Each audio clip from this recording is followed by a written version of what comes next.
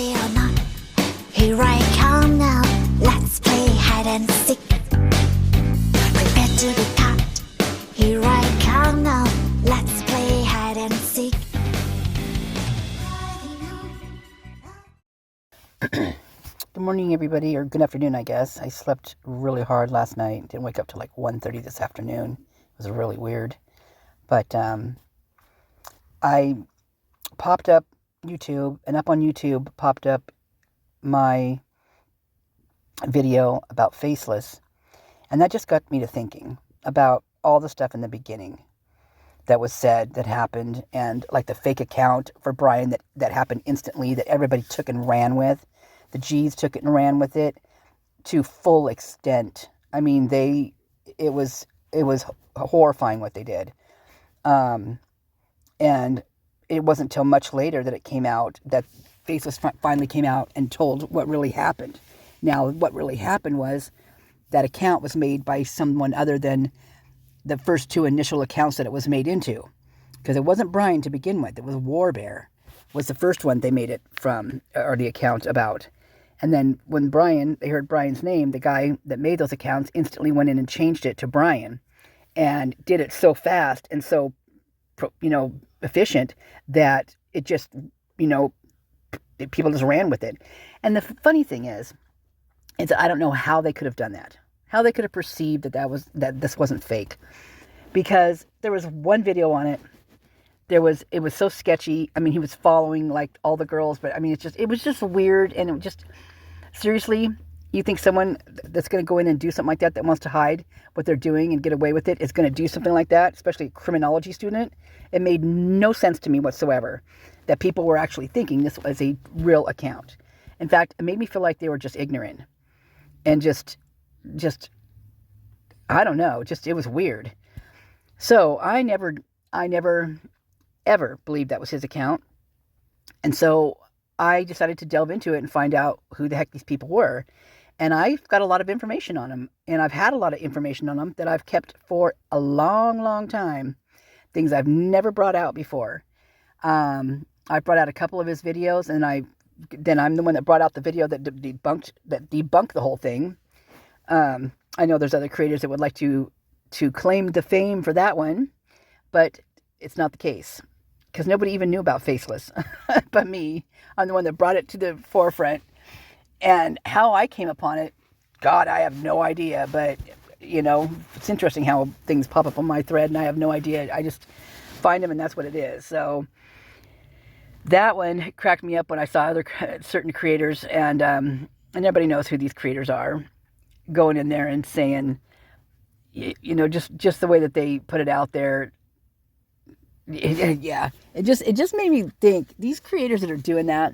I mean, I was brand new on here, right? I mean, I don't even know, but I was brand new.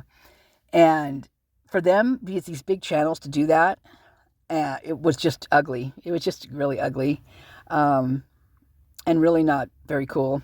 But I never said anything. But I'm saying something now. I'm definitely saying something now, because I got some stuff I just ran across. I've been going through my gallery, and I just ran across some of the videos that I've got and the threads of their comments and all that kind of stuff that I've held on to for quite a while.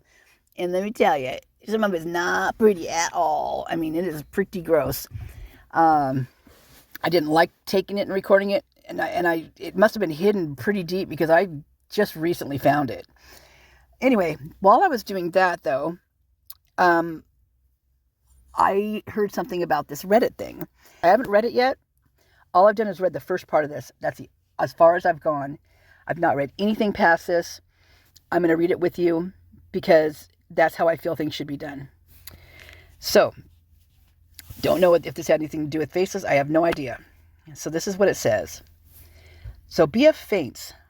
Then Ethan's best friend picks up the phone and tells the operator BF fainted and is unconscious, and E and X are dead. Best friend Hunter is the one that called Ethan's triplets over, and he's the one that said they had been stabbed. E's attack was worse. I assume it's because of his throat. Ethan was found up against the same wall that we saw outside photos of, where the blood seeped out of the floor and onto the foundation. That photo was one of the saddest things I've ever seen. But E was flipped over the bed, in between the bed and wall. Now, I don't know what photo he's talking about, but I don't know how the heck this person saw it, or if it's as a female. I don't know if it's male or female writing this. I have no idea. The reason I also believe SG's account is because it coincides. The reason I also believe SG's account, Mr. G's, is because it coincides with a few students' accounts that were gathered outside the house as they waited for an ambulance. They wrote into podcast saying BF saw the scene on floor 2 and she was the unconscious person. They said DM was outside screaming and was hyperventilating so bad that no one could understand what she was trying to say initially. Both surviving roommates were in shock physically. Now, this doesn't coincide with the 911 call we just heard, right? And I truly believe that 911 call was staged. I think that the cops were definitely there before. I think this was cleaned up before. It was taken care of before. And they did that. So when they did do the 911 call, that stuff wouldn't be still there. It would all been taken care of. And they knew the media was going to come there, right? They knew there's going to be cameras from the get-go, from the beginning. They knew there was going to be cameras, right? As soon as that call was made, that 911 call was made, it was going to get out there somehow, which it did.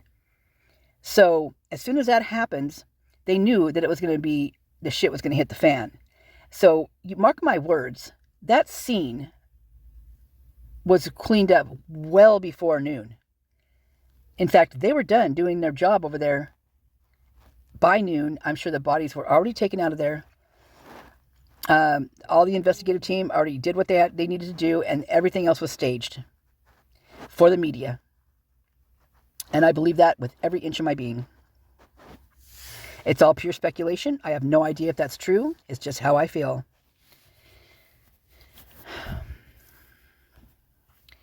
Concerning the bedroom door, it's possible E's BFF found X first. She was between the bathroom entrance right outside of her bedroom door and could be visible seen from the area where first floor stairs come into the living room facing X's hall to her bedroom. She was not found in the bedroom, but just outside of it. So if that door was locked, E's BFF must have kicked it open because he was the one to find E. He's the one that said E's triplets he's the one that told E's triplets what happened, and then E's triplets called their parents. E's mom confirmed this is the King 5 extended interview on November 17th. She said they, mom and dad, got a call from Hunter and Maisie, who were outside of the house, and they were the ones that told their parents. Ethan was stabbed to death. She said this was before any LE had arrived. So, here's what I want to know. How did Hunter know that they were all stabbed? I mean, it might be obvious to someone if they know that kind of thing, but how could that be obvious to someone? That could have been, I mean, I don't know. Maybe it is obvious. I don't know. I mean, I've never been in a situation where I've seen anything like that, so I couldn't tell you. But why was Hunter calm, cool, and collected?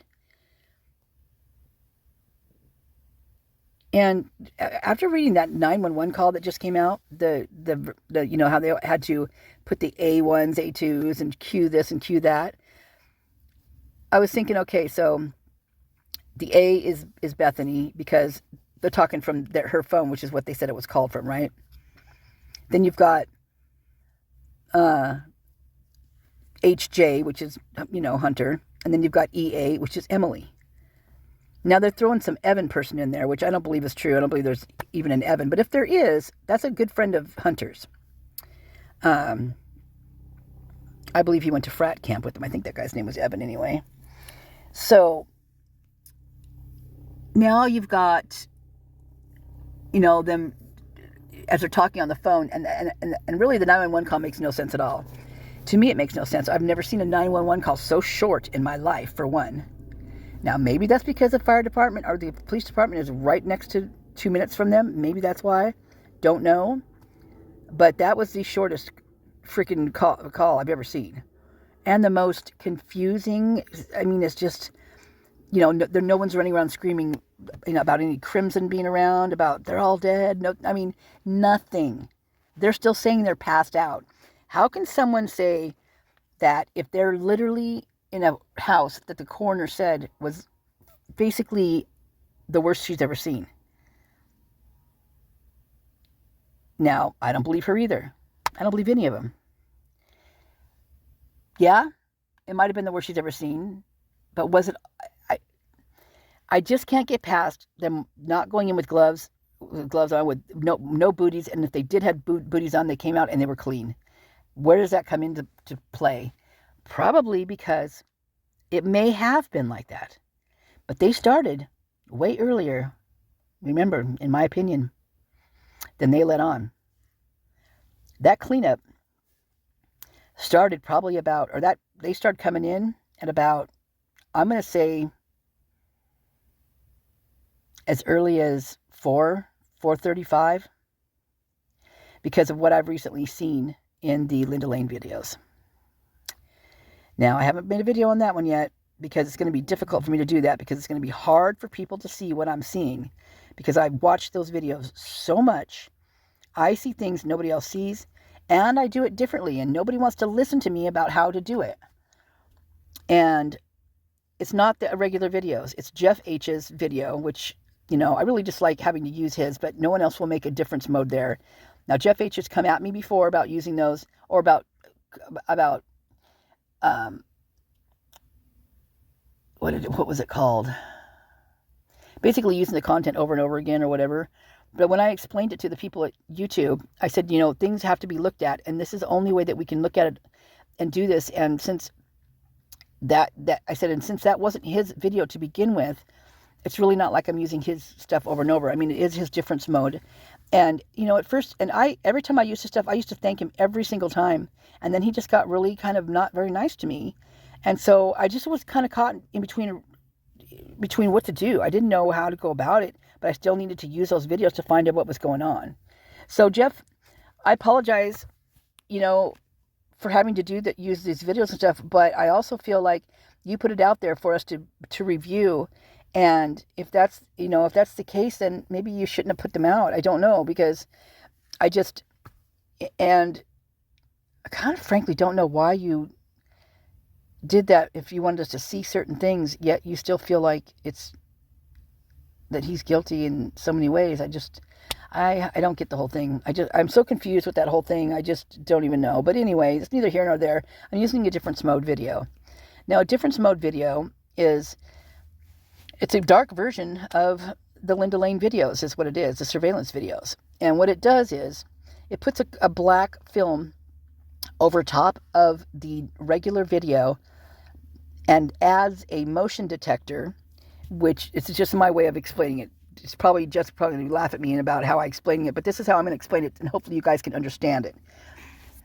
Because people didn't understand the other one, and I couldn't explain it to them. So I'm going to try this way.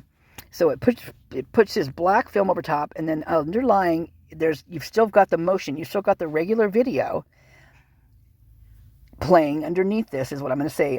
This is my description of how this is happening, okay? So don't laugh at me. So underneath is all this motion, but you've got the screen's totally black. Well, what happens is this black film also picks up on motion. So anything that's in motion is going to light up. You're going to see a light of sorts. And sometimes you'll see feet.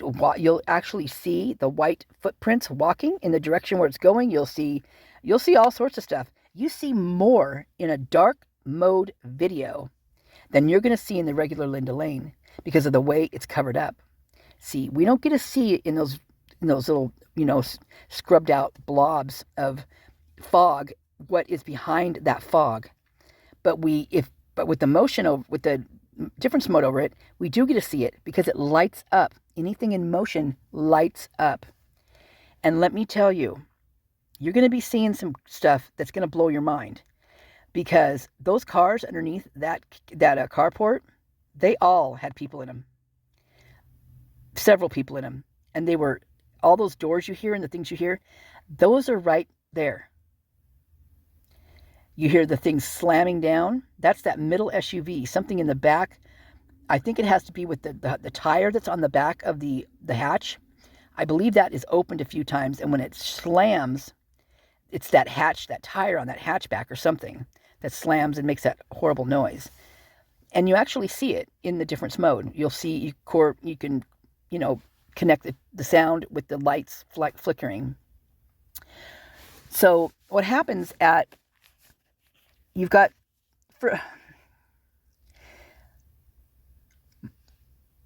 me take a break for a minute. The craziest part about this whole thing is some of the sketchiest stuff, that you can see in that area, happens when the cops are there. And the things that you can hear in Linda Lane that you cannot hear on Banfield, that you should be able to hear on their body cams, you can't. Only some of them get through. Some of them do get through, some screaming and some talking, especially with what True Killer Crime's doing. Some of her stuff, you can actually hear those things in the background because she's undoing it or something. I'm not sure how she's doing that, but you can hear the conversation. You can hear the people talking. So you definitely, it's unlayering. I mean, the onion's peeling, man. Remember what Joe said at the grub truck about the onion peeling has many layers? Well, was he talking about the freaking surveillance? What was he talking about? That's what I want to know, Joe, the manager. So, by the way, peeling onions is also a dark web, kind of a way of talking about dark web, because they call it like the onion tour, whatever. I've never been there. I don't know, but I just done research on those things like that. And I won't go into the dark web. No way. It scares the hell out of me. I'm afraid I won't ever get back. It'll be like the rabbit hole. Jump in, and then Alice slams the door shut. Don't want that. So when this major stuff is going on, when you hear all the things I'm going to tell you about, is when the cops are there. And of course, their body cam goes off at 3:16. And then immediately after that, you see a vehicle come up and you hear, or you don't even see it come up, but you hear the honk honk, the normal honk honk that they do. And since then, there's been two. That's already happened, because that one car that passes them while they're on Banfield, right when they got, when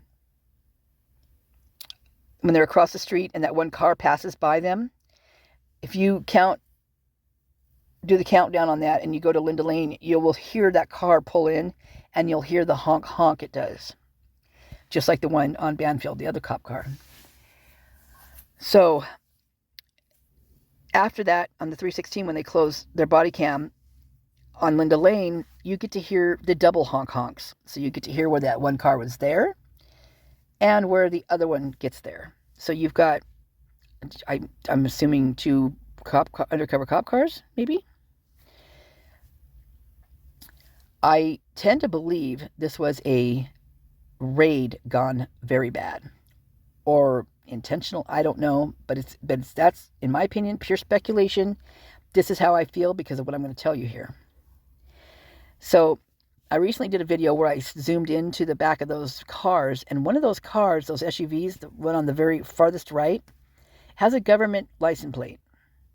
It's very visible. You can see it. It's definitely a government license plate.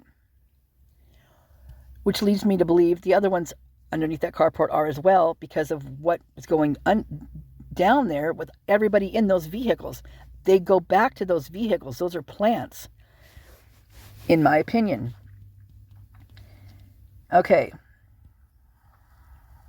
So, I think I'm going to tell you the scenario here, and then maybe I will pop up the video and just let you watch it.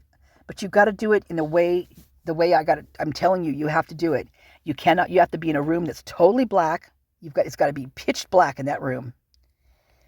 You have to have earbuds in. You have to. No doubt, earbuds. And on the screen, in CapCut, I might try to maybe cover those lights up, but there's 2 lights that are on in there. There's a one up top that's the timestamp ticker that Jeff has blocked out as best he can, but it still lights up. And then on the bottom right as well, there is his timestamp that he put down there, his own timestamp of the upper timestamp. So they both have lights. They're both lighted, right? Those create not a full dark atmosphere. So when I'm watching it on my phone is typically what I watch it on, because I can cover those up. Now, I've never tried it on the TV or because I don't have one, or on the tablet screen, because I don't know, maybe I can on that one, see if I can get any bigger and look at it that way, but I wouldn't be able to hold my thumb over it. With my phone, when I'm turning into landscape mode, I can just put my index finger and my thumb, I just kind of hover over top of those 2 lights so that that's not light pollution on the rest of the dark screen. And it definitely helps massively. But let me turn this back the other way here. But I just turned it in landscape mode, just thinking, I'm very visual, and very on hands with the way I do things. So obviously you just saw it right there, because I just, did it without even thinking. And then I realized, oh, I'm in landscape mode. So what you're going to see is you're going to hear a bunch of stuff, right? You're going to hear things happening while these cops are on Banfield. And these 3 kids are getting tickets. You're going to hear a bunch of stuff up there. And you're going to hear stuff that you're going to be like, why can't I hear that in Banfield? On their body cams, from their body cams. Probably because it was scrubbed. And because, remember, there's a whole spot in there where they stop the sound. The sound is totally taken out of those body cams. So, and that's about the time all this is happening, okay? So now let's go to right before, the guy at 3:15 walks, or you see the guy walk down Linda Lane, the 1320 Linda Lane, and goes to the dumpster, right? The dumpster side, and looks in there, puts something in, or whatever he does. Then he walks around and goes up to 1330 Linda Lane, which is the surveillance we first saw from the get-go. And you see the guy walk to the far right of the screen. You see him walk on the upper right, far upper right. You see him walk by, and you see him walk past in front of us, where that vehicle that pulls out at 323 is, and he walks down, and then he goes behind the Queen apartment building and possibly over to the King Road house. Well, he doesn't go there, because he walks directly over to what's happening underneath that carport.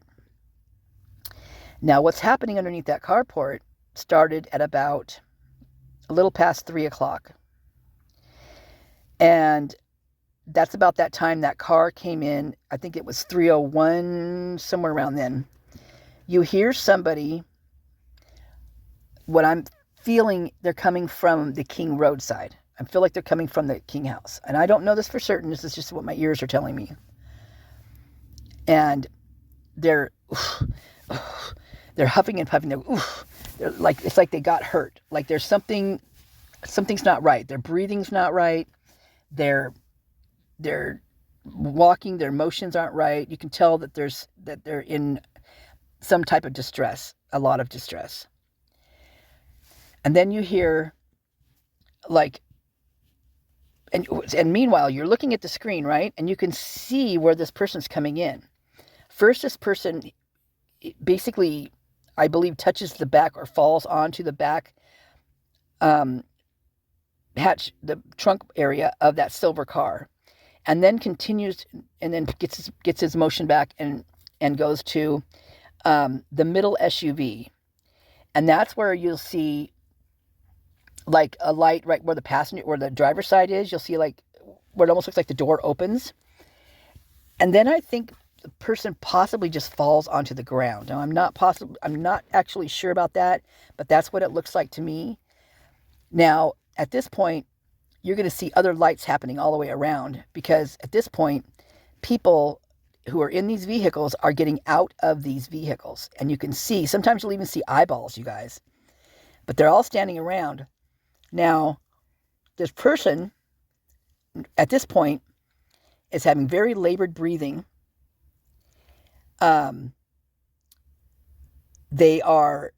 It sounds like they're having a seizure of sorts because it sounds like they're flopping on the ground. Like they're literally like a fish on a bank out of the water, right? And the way they flop, that's what it sounds like they're having like a seizure.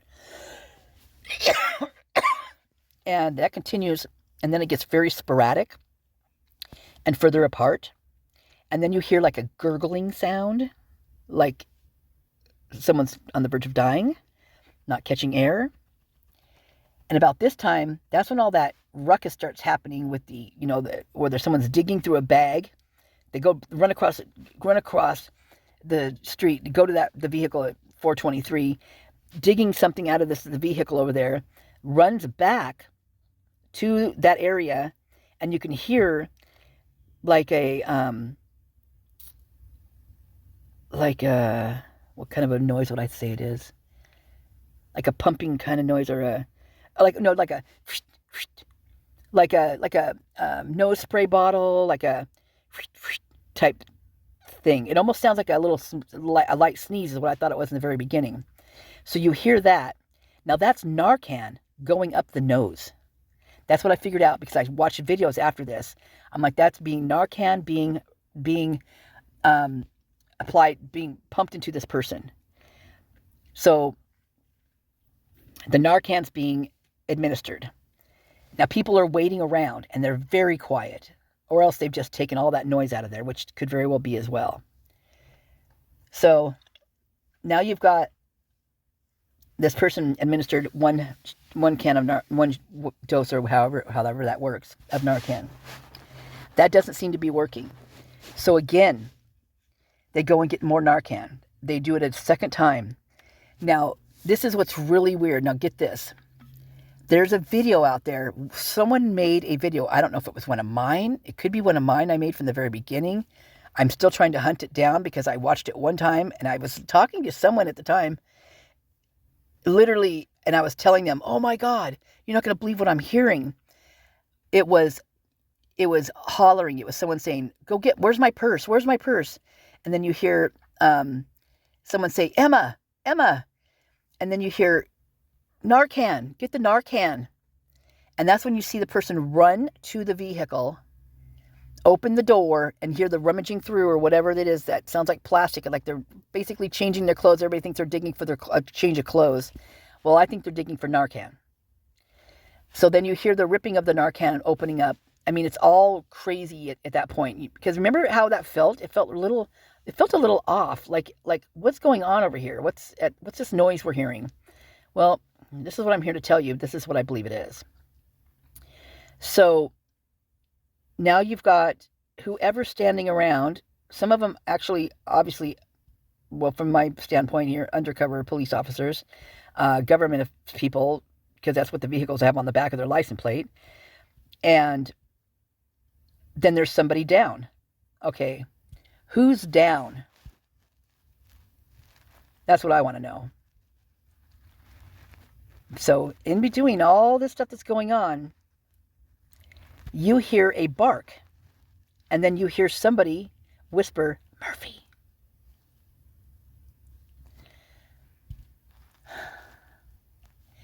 And that's not the person that's hurt, in my opinion. That is somebody that is in with that crowd that's over there, hollering Murphy.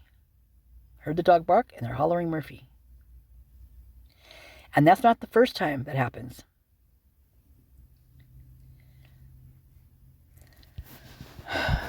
There's so much detail to that I hear. That's what, you hear the car pull up at that one point and you hear that person whisper, John.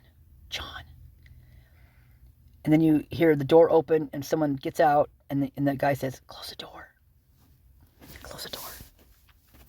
So he closes the door, walks over, and is visualizing the scene that they're at the moment where there's a person on the ground overdosed. I believe it's a person that died. I believe remember I told you in the beginning, more than one person, more than the 4 people were taken out that night. There's more than that. And this is another one right here. And in the beginning, it was said that Ethan was really mad at someone at the fraternity because they gave them the rugs that caused them to OD. That was one of the first things I ever heard. And then I never really heard much about that after that. So this goes on. And then you hear somebody pull up, and you hear them talking. Then you hear, "I'll take care of it." And the other person says, "Really?" He says, "Oh yeah, I'll go take care of it." And that's when you hear, at around the 4 o'clock, you can hear them, their voices getting dimmer, and as they walk, as they're I'm assuming they're going towards the king house, and that's when you hear that scream, Ethan's scream, that horrifying scream that we hear. That's when you hear that.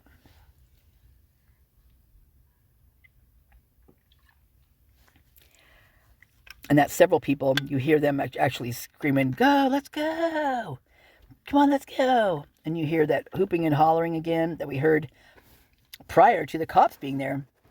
That hooping and hollering that people think is the dog howling. It's not the dog. It's it's what sounds to be a group of guys howling. And, if they would play that video a little bit longer for you guys, you'd be able to hear that it's extensive. Like, it's not just that one little howl. It goes on and on and on. They howl a lot. And it sounds like they're walking down towards, from the left of the camera, King, maybe up on the hill, maybe further down, maybe King House, but they're walking down away from that. So maybe down towards the fraternities, right? And that happens a couple times in the video. But the main one that really sticks out to me, or the two main ones, the two that I've heard that I really stick with me are the one that's right prior, 2:47, somewhere around there, right before the cops get there at 2:53. Now, if people think that the cops weren't there prior to that 2:53, then I don't know what to think. You got to give that how many minutes? Is that 7-minute mark that Jennings talks about? Let me see. 6 minutes. We'll say 6 minutes, 7 minutes. Like 7 minutes doesn't matter. Oh yeah, 7 minutes matters. Because between that howling of those guys and the time that the cop's body cam comes on at 2:53, you've got all this howling going on. You've got all these sounds going on. You've got a lot going on up there in that area. And down on Banfield for sure as well. All that stuff was going on. It's just scrubbed out. We can't see it.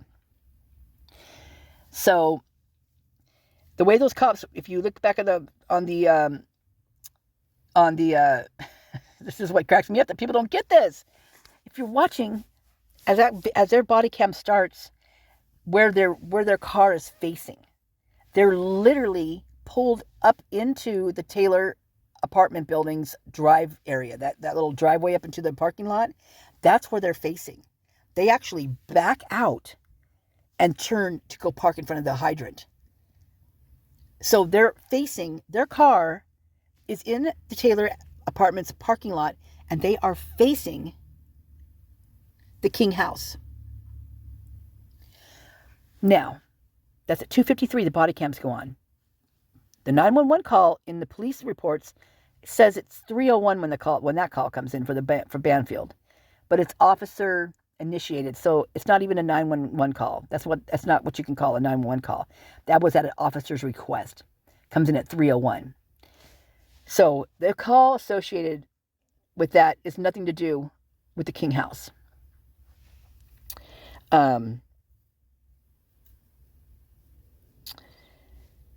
So what were those undercovers doing right before the 2:53?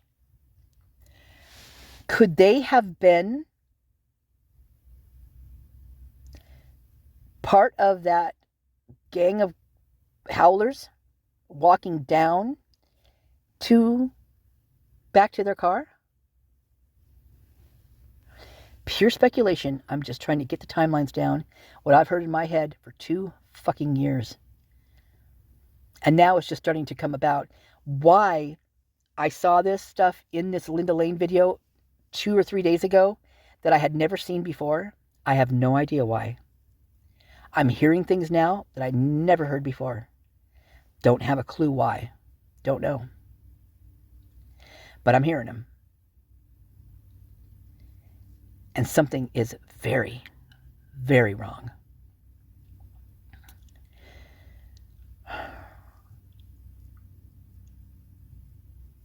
So,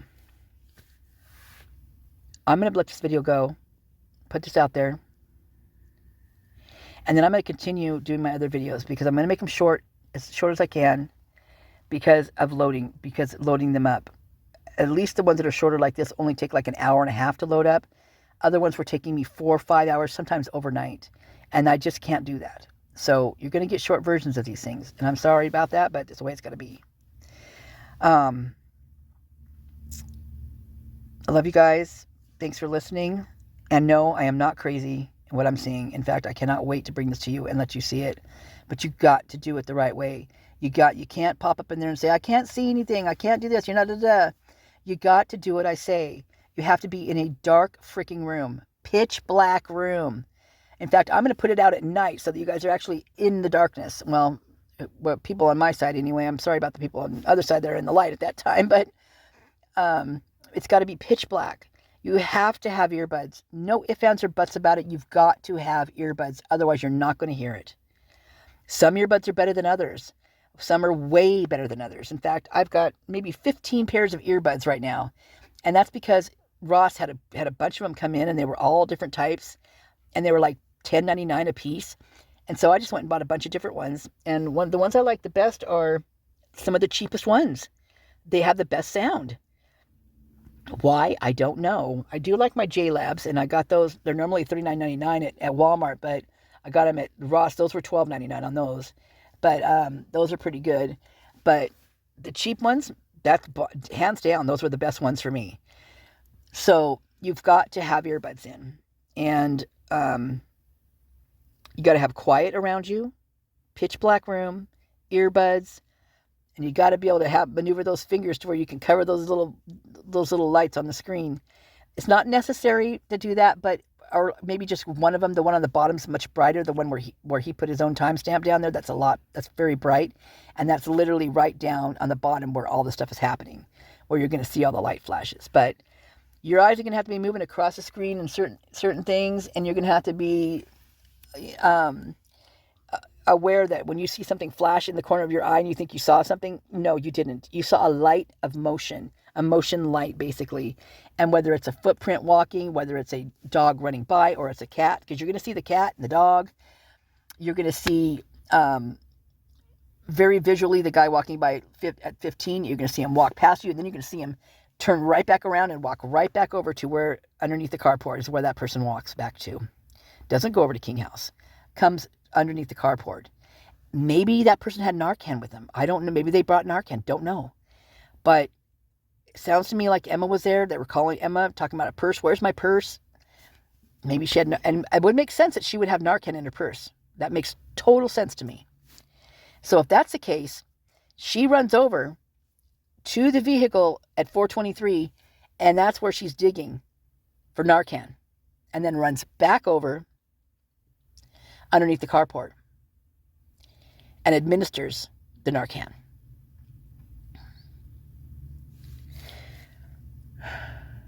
I don't know who it is that they're administering it to. I have no idea.